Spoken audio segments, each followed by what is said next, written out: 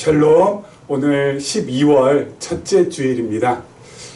지난 주에 아주 폭설로 인해서 우리 11월에 116년 만에 우리 11월 달에 내린 첫 폭설이라고 하는데 눈 피해가 없으셨는지 우리 모르겠습니다. 그럼에도 불구하고 하나님께서 우리에게 우리 11월을 은혜 가운데 잘 마무리하게 하시고 또 이렇게 12월 첫날 또 첫째 주에 시작하게 해주셨습니다. 12월 한 달도 우리 하나님과 동행하며 특별히 우리 12월에는 우리 성탄절이 있죠. 우리 성탄을 맞이하여서 우리 모든 가정 위에 하나님의 은혜와 평화와 그리고 사랑이 가득 임하기를 간절히 소망합니다.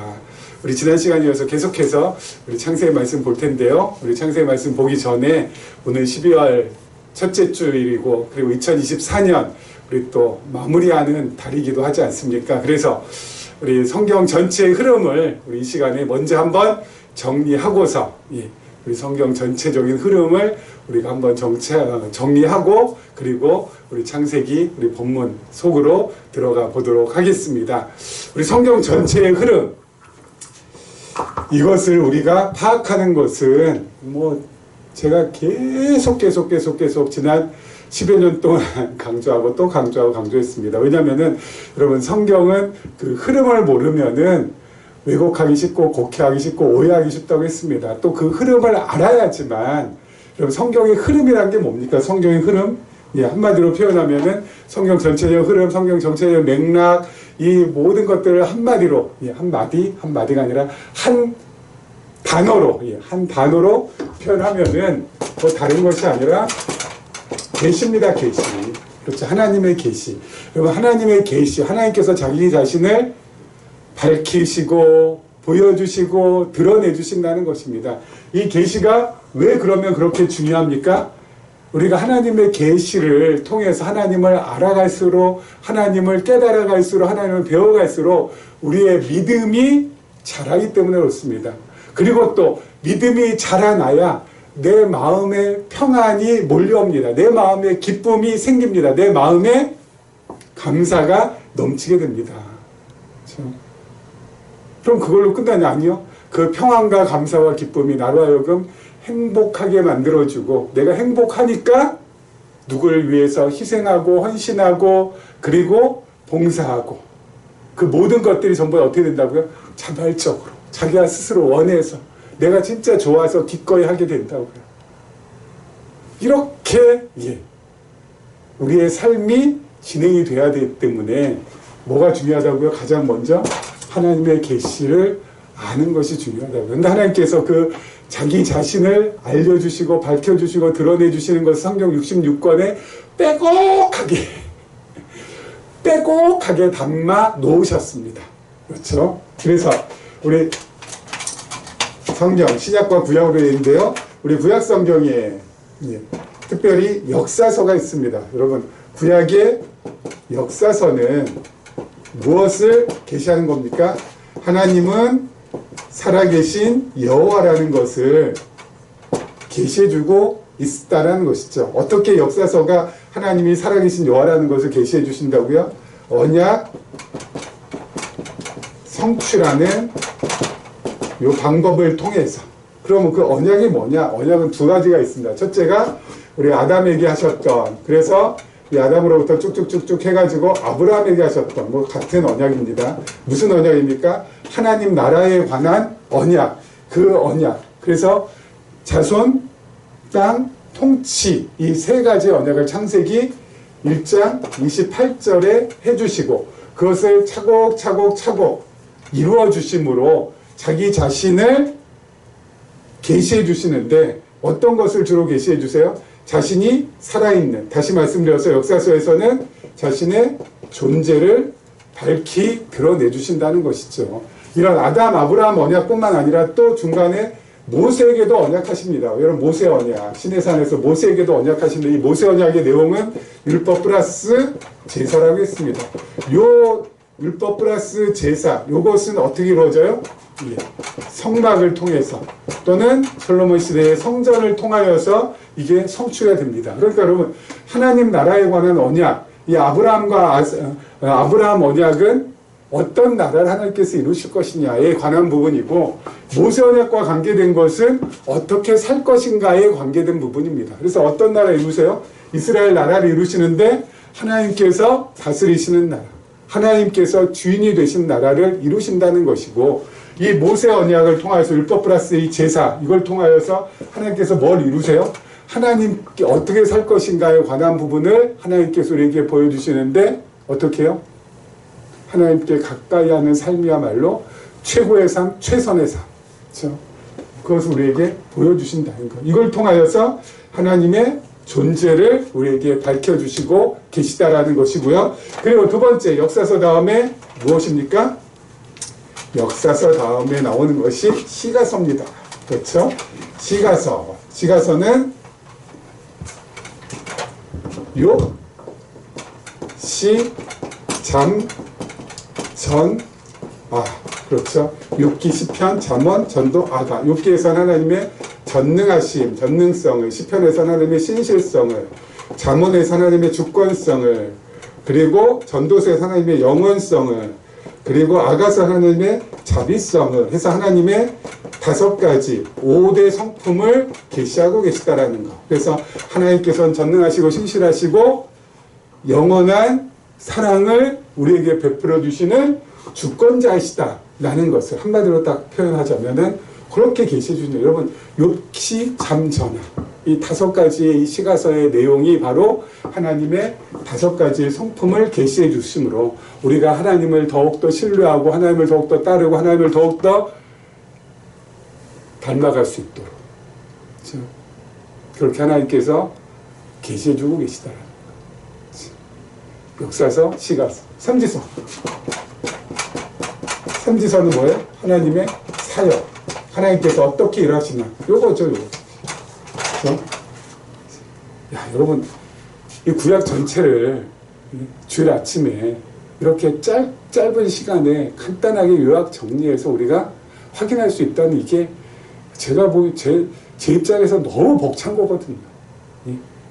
아니, 세상에 어떤 신학자가, 세상에 그 어떤 목회자가 이렇게 성경 전체의 흐름을 하나님께서 은혜를 베풀어 주셔서 간단하고 선명하고 분명하고 복음적이고 정말 강렬하게 정리가 가능하겠습니까? 기독교 2000년 모든 하나님의 자녀들의 꿈이었죠. 성경 전체를 이렇게 어때요? 한 묶음으로 파악하는 것. 이것이 진짜 이 시대에 우리에게 주어졌다는 게 저는 진짜 너무너무 벅차고, 지금 나의 삶을 마친다고 해도 여한이 없구나. 이게 그냥 나옵니다. 자, 어때요? 선지서는? 선지서, 대선지서도 있고 소선지서도 있는데 그 모든 것들을 핵심적으로 요약하면은 간단합니다. 뽑으시고, 싸매신 하나님, 흩으시고, 모으신 하나님, 그리고 허무시고, 다시 세우신 하나님. 그렇죠? 하나님께서 사역하신 것도 이렇게 하나님의 자녀들을 향하여서 하나님께서 어떤 일을 하신다고요? 뽑고 흩어버리고 그리고 허물어버리고, 그리고 나서 다시 싸매주시고 모아주시고 다시 세워주신다는 거예요. 왜요?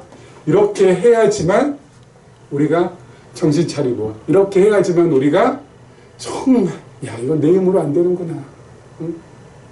내가 아무리 이 멸해지는 것을 막으려고 몸부림쳐봤자 하나님께서 멸하시고 다시 흥하게 하시는데, 내가 이거 내가 아무리 여기에 서가 이거 안 됩니다. 아무리 해봤자 이거 뭐예요?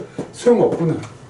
하나님께서 뽑고 흩트고 허물고 멸하시면은 그냥 바닥으로 떨어질 수밖에 없는 존재가 바로 나로구나.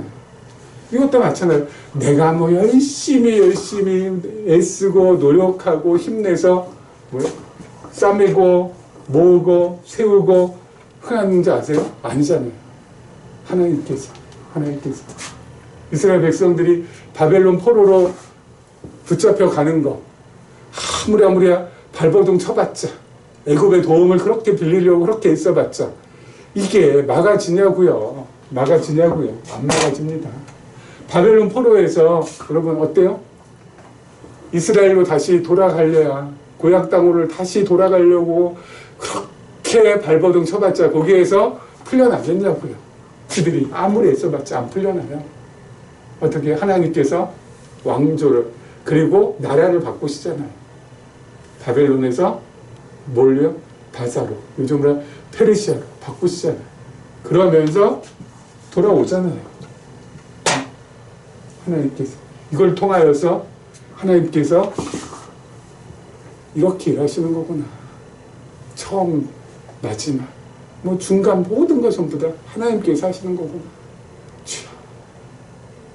주의 뜻대로 가겠나이다. 이게 되는 것이 선지서. 그렇죠? 그래서 여러분 구약 성경 전체는 뭐라고요? 성부 하나님을 계시하는 말씀이라는 거. 그렇죠? 그래서 성부 하나님의 존재, 성부 하나님의 성품, 성부 하나님의 사역을 우리에게 밝히 보여주고 있는 말씀이 바로 구약이라는 거. 그렇죠? 그러면 신약은요? 신약은 두 가지로 나누죠. 사복음서, 마태, 마가, 누가, 요한. 그렇죠? 이건 바로 뭡니까? 예수가 그리스도라는 거. 그래서 성자 하나님을 계시하는 말씀이 바로 마망누교, 사복음서. 마태복음에서는 예수가 그리스도임을 우리에게 밝혀주는데 직임을 통하여서. 그렇죠? 그리고 마가복음은 신분을 통하여서. 그리고 누가복음은 예수님의 사역을 통하여서. 요한복음 예수님의 본성을 통하여서 예수가 그리스도이시라는 것. 성자 하나님 우리에게 계시해 주시는데 이렇게 4개의 복음서가 필요한 이유는 우리에게 입체적으로 보여주시기 위해서 단면적이고 평면적이 아니라 입체적으로. 그렇죠? 예수가 그리스도라는 것. 예수가 구약에 약속된 장차 오실 하나님의 아들 메시아라는 것. 그것을 우리에게 확인시켜 주시고 이쪽으로도 확인시켜 주시고 저쪽으로도 확인시켜 주시고 밑에서도 확인시켜 주시고 그래서 우리로 하여금 예수가 그리스도라는 것을 알고 예수가 그리스도임을 믿을 수 있도록 만들어주는 말씀이 바로 사복음서라는 것. 이 직임은 바로 뭡니까? 그리스도의 직임 3가지가 있었죠. 선지자, 그리고 왕, 제사장. 그런데 예수께서 오셔가지고 선지자 직임 행하시고 왕의 직임 행하시고 제사장의 직임을 행하심으로 예수가 정말 하나님의 아들 그리스도라는 것을 우리에게 확인시켜 주시고 신분은 바로 뭐예요? 예수님은 하나님의 아들이시라는 거. 그런데 그 하나님의 아들의 신분은 비하의 신분이라는 거. 비하의 신분이라는 것은 낮아지시는 신분이라는 거죠. 그 다음에 승귀의 신분이라는 거. 승귀의 신분은 높아지시는 신분이라는 거죠. 그래서 하나님의 아들은 낮아지시고 다시 높아지시는 그 신분을 가졌다라는 것을 우리에게 말씀해 주시고 있는 말씀이 마가복음이라는 것. 그리고 누가복음은 사역, 그리스도의 사역. 그리스도의 사역은 하나님 나라에 관한 사역과 구속주로서의 사역이 있다는 것. 그래서 하나님 나라의 사역과 구속주로서의 사역을 누가요? 예수께서 행하신 걸 보니까 바로 그리스도라는 것. 본성은 바로 뭡니까? 영원한 하늘 아버지께로부터 오심, 그리고 영원한 하늘 아버지께로 가심. 이걸 통하여서 예수는 신성을 가지신, 다시 말씀드려서 예수는 하나님이시라는 것. 이것을 우리에게 보여주신다는 것. 영원한 아버지로부터 오셨습니다. 무엇을 품고 오셨어요? 그 영원한 아버지의 뜻을 가지시고 이 땅에 오셨어요. 그 영원한 아버지의 뜻을 100%, 1000%, 1000% 정도 보여주시고 그리고 그 영원한 아버지께로 다시 가신다는 것. 누가요? 예수가. 그리고 그 예수가 바로 하나님이시라. 태초에 말씀이 계시니라. 그 말씀이 하나님과 함께 계셨더라. 그 말씀이 곧 하나님이시라. 요한복음. 짠! 정리가 되죠? 마태, 마가, 누가, 요한. 예수가 그리스도이심을 우리에게 보여주고 있는 말씀이라는 거. 그래서 예수가 그리스도이심을 우리가 확인받고 또 받고 또 받고 또 받고 또 받고 또 받고 해야 어떻게 돼요? 성자 하나님을 깨닫게 되고, 아까 말씀드린 것처럼 그 깨닫는 자라야 믿음이 자라고, 그렇죠? 마음의 기쁨과 평안과 감사가 넘치고, 그것이 나로 하여금 행복으로 가게 만들고, 그렇게 해서 정말 행복해지니까 어때요? 정말 자원하는 마음으로 낮은 곳을 향하여서, 약한 곳을 향하여서 나아갈 수 있는 그러한 자발적인 희생, 헌신, 봉사 가능하게 된다고요. 그렇죠? 자, 마지막으로 어디서부터 어디까지죠? 사도행전부터 계시록까지는 성령이 누구라? 보혜사라. 말씀드렸죠? 보혜사라는 것은 뭐예요? 우리를 보호해 주시고 은혜를 베풀어 주시는 스승이라는 겁니다. 보혜사. 그렇죠? 자, 사도행전부터 계시록까지는 바로 성령의 보혜사이심을 우리에게 밝히심으로 성령 하나님을 계시해 주시는 말씀인데, 가장 먼저 사도행전은 교회의 설립, 그리고 로마서부터 갈라디아서까지는 교회의 양육, 그리고 에베소서부터 빌레몬까지는 교회의 무장, 그리고 히브리서부터 유다서까지는 교회의 투쟁, 그리고 마지막으로 계시록은 교회의 승리. 그렇죠? 예, 이렇게 히브리서부터 유다서까지 맞습니다. 이렇게 사도행전부터 계시록까지를 정리를 할 수 있죠. 이걸 통하여서 성령은 정말 우리를 보호해 주시고 은혜를 베풀어 주시는 누구라? 스승이라. 그렇죠? 맞나요? 예, 아무튼 예, 스승이라. 스승사. 보알보, 은혜은 스승사. 그렇죠? 그래서 은혜를 베풀어 주시고 보호해 주시는 스승이신데, 교회인 우리, 그렇죠? 교회인 저와 여러분들을 세워주시고 양육해 주시고 무장케 해서 악한 사탄 마귀와 투쟁케 해주시고, 특별히 이 우리의 투쟁의 대상은 혈과 육이 아닌 세상의 모든 부조리한 사상들, 생각들. 첫 번째 어떤 겁니까? 율법주의. 두 번째 기복주의. 세 번째 신비주의. 이런 것들, 이 세속주의, 요거하고 투쟁해서 결국 우리로 하여금 승리를 가져다 주시는 분이 바로 보혜사 성령이라는 것을 우리에게 알려주신다라는 거. 여러분, 이렇게 성경은 무엇으로?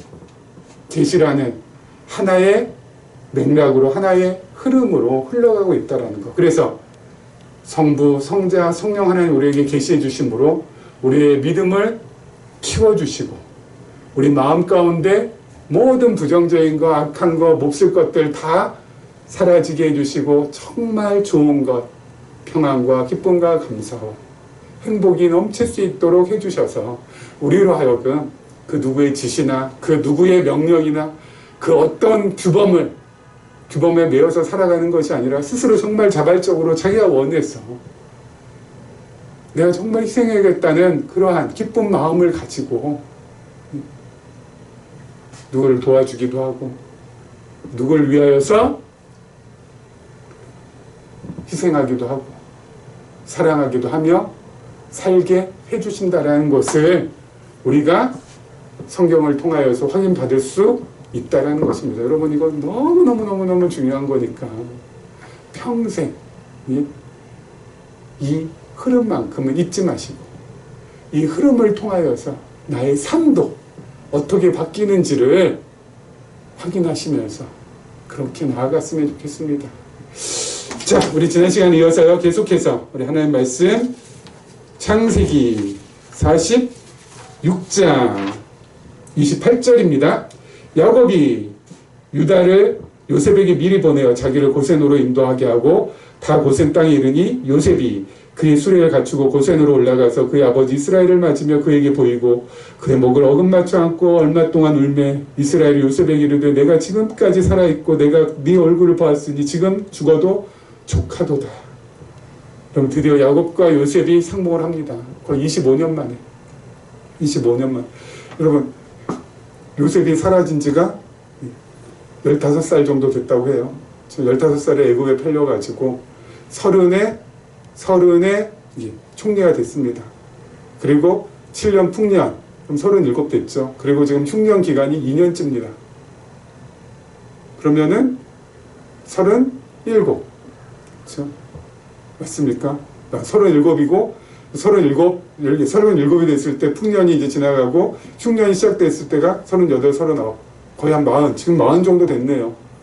그러면은 요셉은 청소년기에 아버지 품을 떠나서 이제 장년이 돼서 아버지를 만났으니 야곱도 요셉의 죽음을 보지 못했으니 그러면 이 두 사람이 얼마나 서로 그리워하고 서로 만나보고 싶고 했겠습니다. 근데 진짜 극적으로 이렇게 상봉을 하게 됩니다. 뭐 요셉 엉망 울었을 것이고 야곱도 함께 붙들고 감격의 눈물을 흘렸을 것입니다. 그러면서 야곱이 뭐라고 해요? 내가 지금 죽어도 족하도다. 내가 지금 죽어도 여한이 없다는 건 왜요? 사랑하는 요셉 봤으니까. 사랑하는 요셉 봤으니까. 야곱은 아내가 1명, 아들은 2밖에 없다고 하잖아. 이 지독한 야곱이죠. 아내는 누구밖에 없어요? 라헬. 그리고 아들 요셉과 베냐민. 근데 요셉을 만났으니 얼마나 가슴 벅차고 감격하고 눈물을 흘렸겠습니까? 그러니까 내가 지금 죽어도 족하도다. 여러분, 요셉은 뭐라고 했습니까? 요셉이 뭐라고요? 장차 오실 그리스도의 예표. 장차 오실 그리스도의 예표라고 했습니다.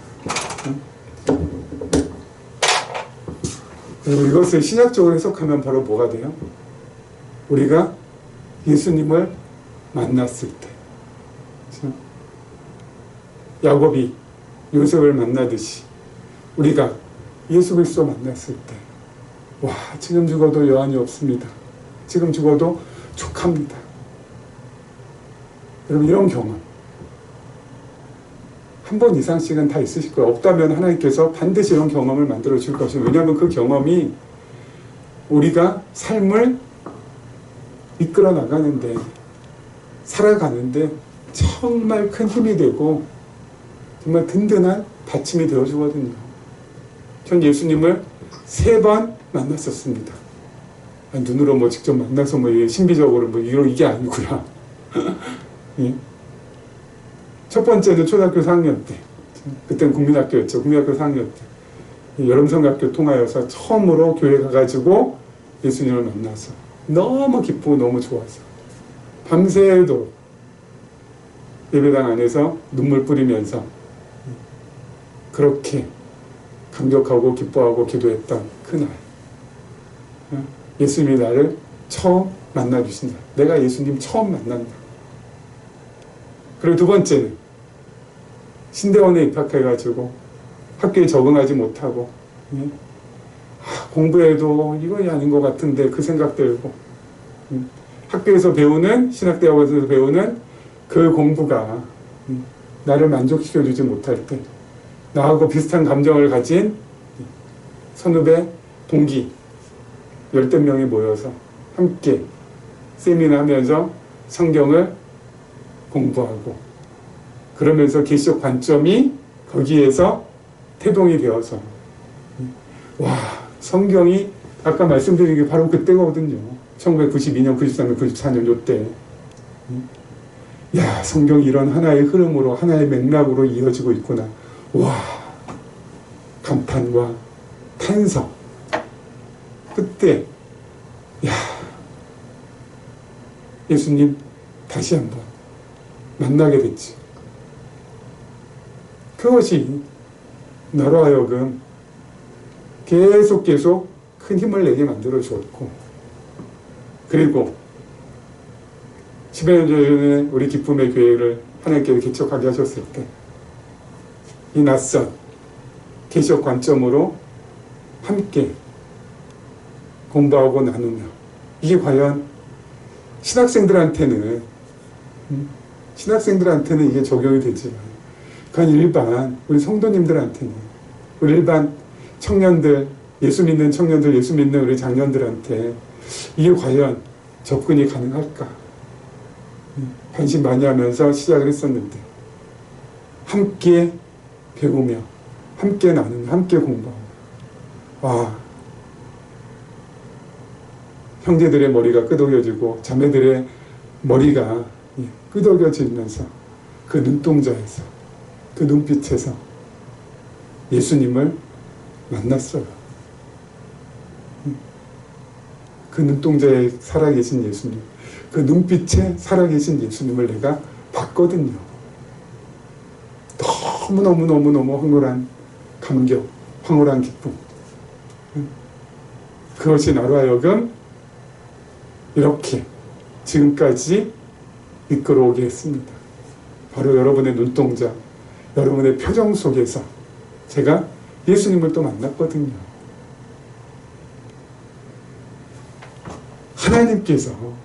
하나님께서 우리로 하여금 야곱이 꿈에도 그리던 요셉을 만난 것처럼 우리로 하여금 꿈에도 그리던 주님을 이 땅에 살아갈 때 만나게 해주십니다. 그 만남의 감격이, 그 만남의 기쁨이, 그 만남의 행복이 이 험하고 힘들고 어려운 이 세상을 성큼성큼 살아갈 수 있도록 만들어주는 원동력이 되어줘요. 여러분도 그 주님을 꼭 만나기를 소망을 합니다. 그렇죠? 자, 우리 그 다음 절 한번 계속해서 볼까요? 그 다음 절입니다. 31절. 요셉이 그의 형들과 아버지의 가족에게 이르되 내가 올라가서 바로에게 아뢰와 이르기를 가나안 땅에 있던 내 형들과 내 아버지의 가족이 내게로 왔는데 그들은 목자들이라 목축하는 사람들이므로 그들의 양과 소와 모든 소유를 끌고 왔나이다 하리니 바로가 당신들을 불러서 너희의 직업이 무엇이냐 묻거든 당신들은 이르기를 주의 종들은 어렸을 때부터 지금까지 목축하는 자들이 온대 우리와 우리 선조가 다 그러하니이다 하소서. 애굽 사람은 다 목축을 가증히 여기나니 당신들이 고센 땅에 살게 되리이다. 아멘. 하나님께서 요셉에게 명철과 지혜를 주셔서 이제 형들이, 아버지가 바로를 아련하러 갈 텐데 바로 앞에 가거든 뭐 하는 사람들이라고요? 목축하는 자라고 자신들을 소개하라는 것입니다. 목축하는 자들이라고. 근데 사실 여러분 요셉의 가족은, 야곱의 가족은 물론 목축도 하지만 농사도 병행합니다. 우리 이삭이 가나안 땅에서 농사지어서 몇 배요? 100배의 수확을 거두었다라는 말씀 우리가 확인받지 않았습니까? 그래서 이 가족들은 목축업도 하지만은 농사도 지어요. 그렇죠? 농사도 있고 목축업, 두 가지 전부 다 합니다. 하이브리드야, 하이브리드. 그렇죠?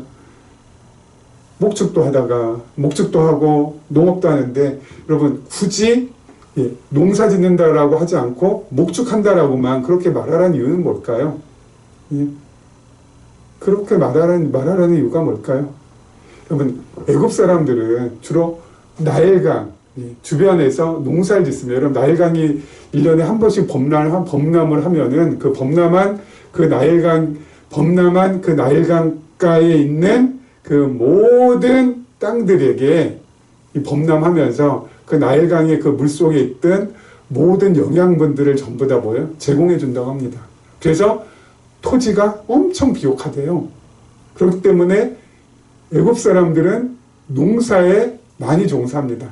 특별히 나일강 신이 농사 짓는 사람을 가장 좋아하고 사랑하고 우대한다는 겁니다. 그러니까 나의 주로 애국 사람들은 농사 짓는 것을 가장 우대하고 농사 짓는 것을 가장 최고로 여깁니다.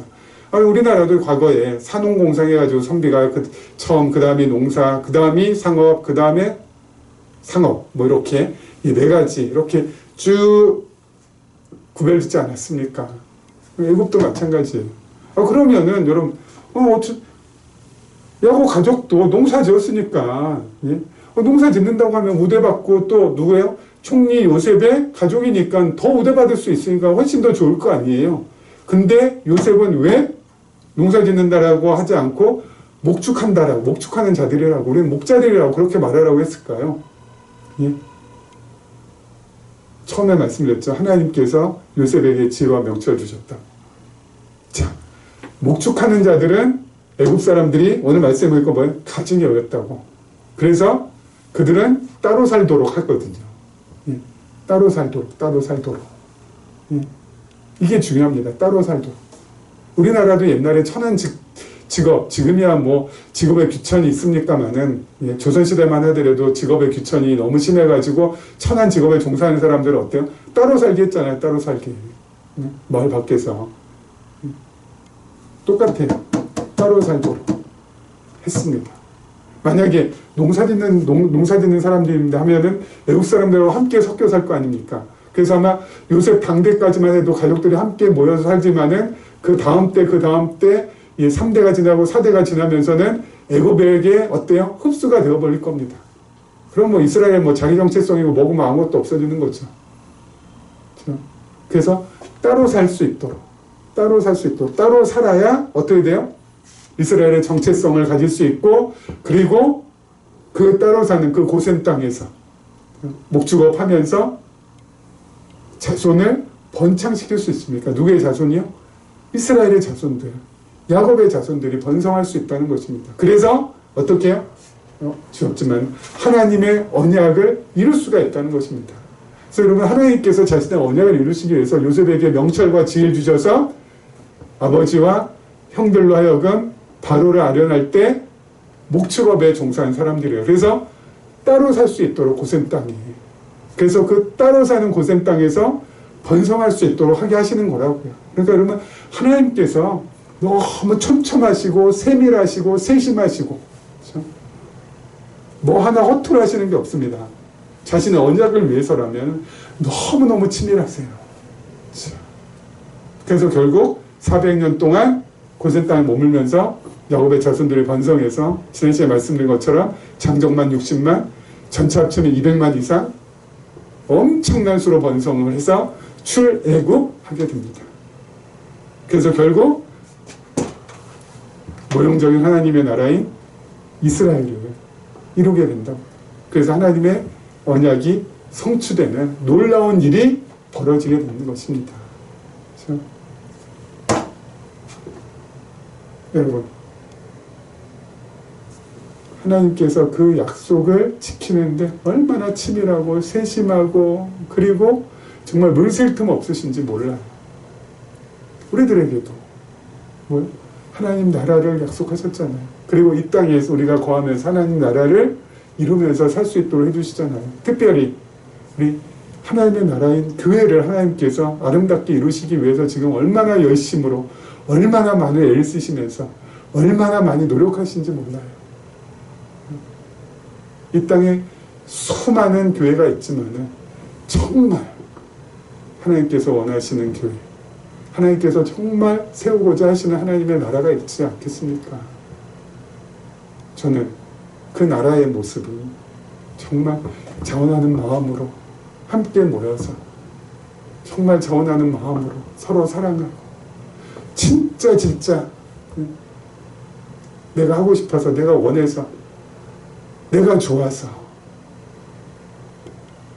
예수를 그리스도라 부르며 하나님을 아버지라 부르며 같은 지체들을 사랑해주고 그리고 아껴주고 도와주면서 그러한 모습, 이건 누가 시켜서도 아니고 이거는 뭐 누가 하라고 해서도 아니고 우리가 스스로 그냥 스스로 하나님께서 주신 그 뜨거운 마음을 가지고 하나님 나라를 이루면서 사는 것.